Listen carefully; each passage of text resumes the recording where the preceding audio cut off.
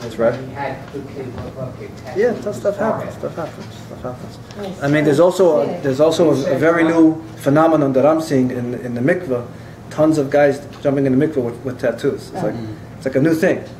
And these people, you know, it wasn't their fault. They made a decision to have tattoo, and then they became Bali Tshuva, and I'm sure they regret it. And it's very hard to take off and stuff. We're not to judge, you know, because you know, whatever. That's a separate issue. I just wanted to.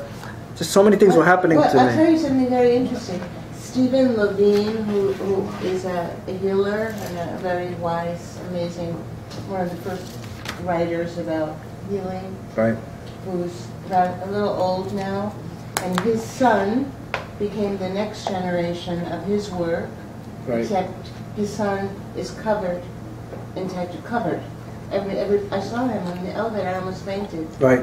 Every part of him is covered with tattoos. So it's not a Jewish issue, but it's totally parallel, and rings and sure. So it's an incredible phenomenon. Yeah, the stuff's going on all around us. That's why I wanted to bring down some information so we can deal with it in our minds when we see things. What should we think about? Well, what is the answer about the tattoo?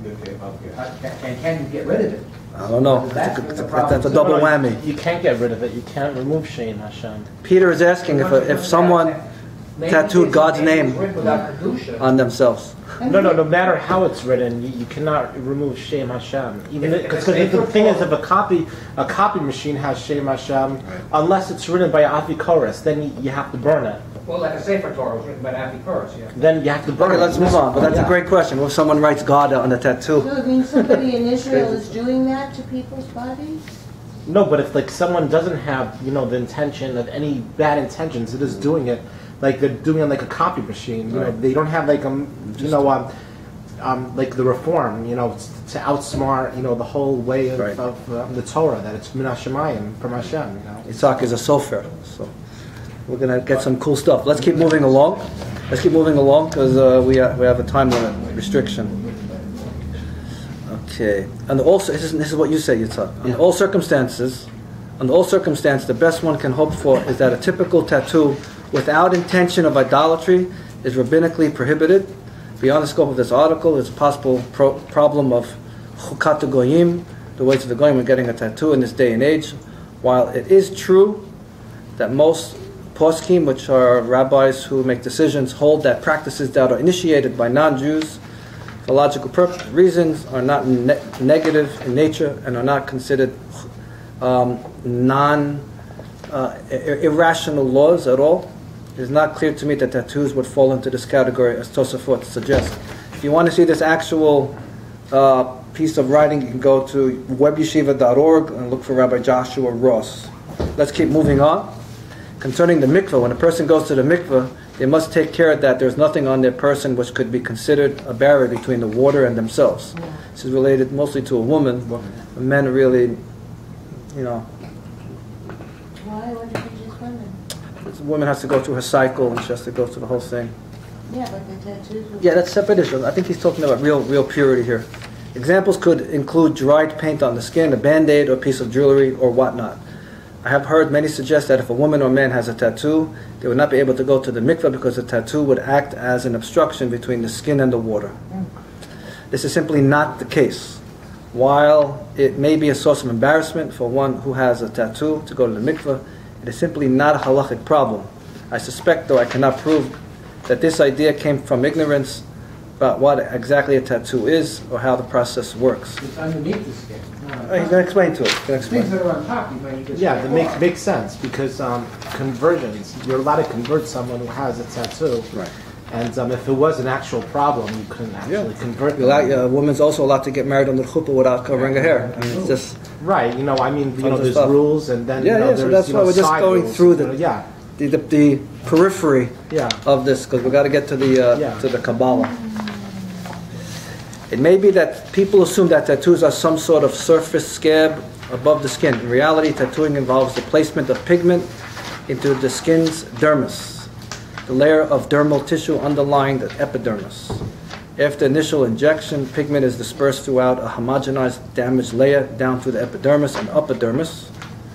In both of which the presence of foreign material activates the immune system's phagocytes to engulf the pigment particles. Wow.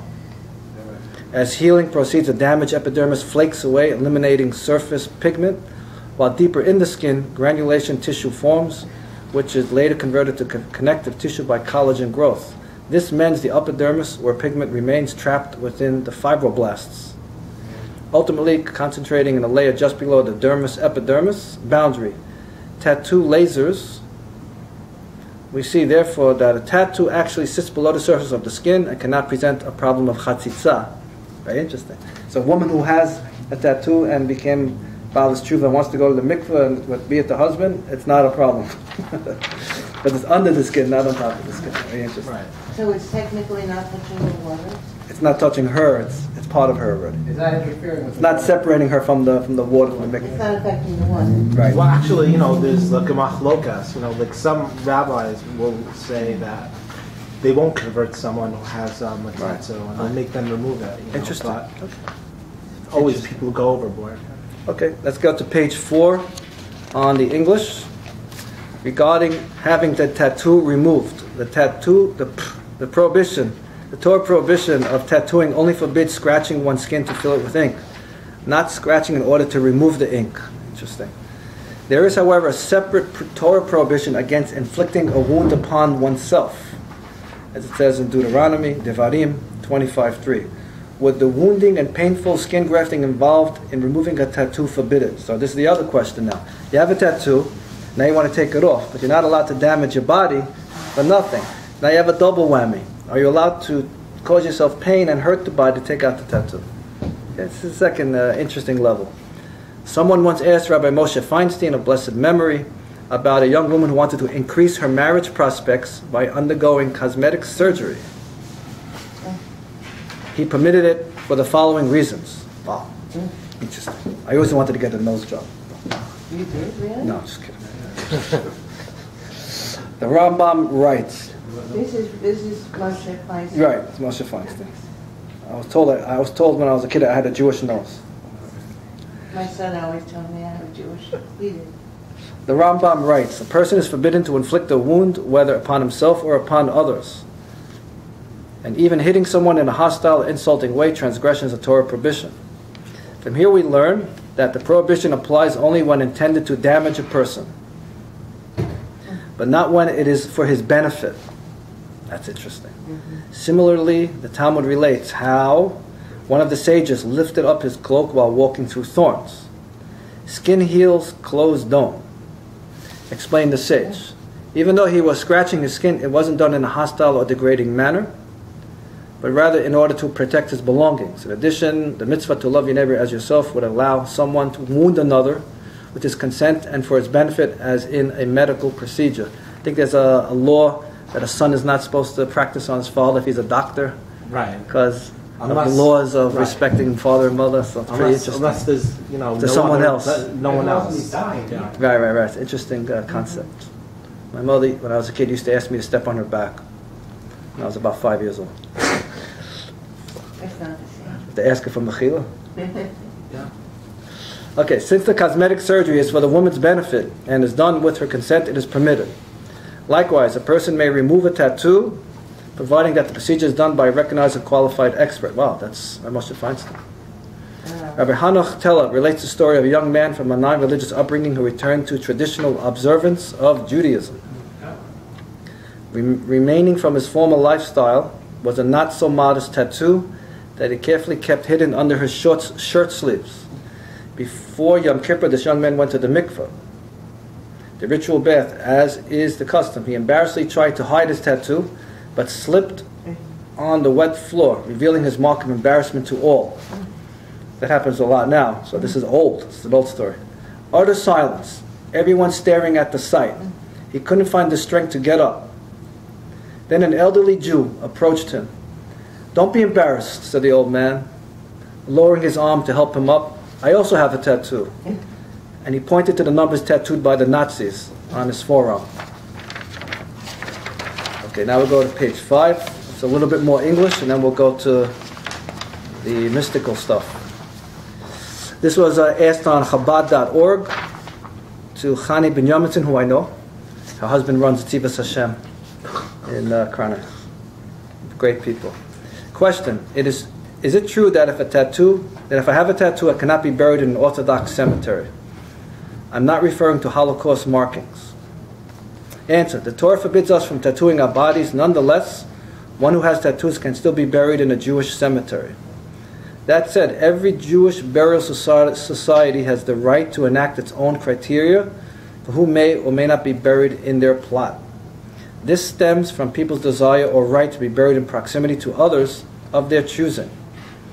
So while technically there is nothing in Jewish law which prohibits a tattooed person from being interred in a Jewish cemetery, certain burial societies, not the majority of them or even close, will not bury among their own a person who has willingly tattooed him or herself. Interesting. That's confusion. As it is a permanent exhibition of violation of Jewish law. This practice by certain burial societies led to the common misconception that this ban was an inherent part of Jewish law. Chani Binyaminson, Chabad.org. Interesting. So this would not apply to Holocaust people? Right. This is just doing it yourself? 100%. Right. How we doing on the club? We're good? And how many people are on there? Just curious. 2. Good. Yes, sir. You know, it doesn't make sense that, they shouldn't allow people to be buried in a Jewish cemetery because of the tattoo. Because if you think about it, the body decomposes at an accelerated rate, and well, it's irrational. It doesn't make sense because it's irrational. No. Because the thing is that once nature gets in the way of the body, it's not even a problem. There's no tattoo left anyway. But this is So it's just like an egoism kind of thing. It's not really. Because it's not really a prohibition. Yeah, but this is personal preference. Right, personal preference, but not, set in stone halacha. So, I agree. But it's more about when it is against it. It's more about purity. Right, Not but the about thing is, it the doesn't exist after it's... You're saying that the body's decomposing and it's not going to get it, but it's there to begin with. It's not really an issue, really, if you think about it. I think It's an a big issue for, I don't know how long, a ritual month purity or that so, somebody- whatever, Yeah, okay. So hopefully we'll never get. I have one more story here that I found very interesting, and then we'll go into the Kabbalah. One summer I was spending a week with my aunt and uncle in upstate Ellenville, which I used to go. Uncle David and Aunt Saba, survivors themselves as a doctor and nurse in charge of the concentration camp infirmary, had managed to save the lives of innumerable inmates, including my mother and sister. After the war, they had set up a medical practice in the small Catskill village, where I discovered to my amazement that they had one celebrity patient, Rab Moshe Feinstein. I have a neighbor at work whose father learned with him for like 40 years. In Ellenville? Yeah, no, here in Manhattan. Oh, no,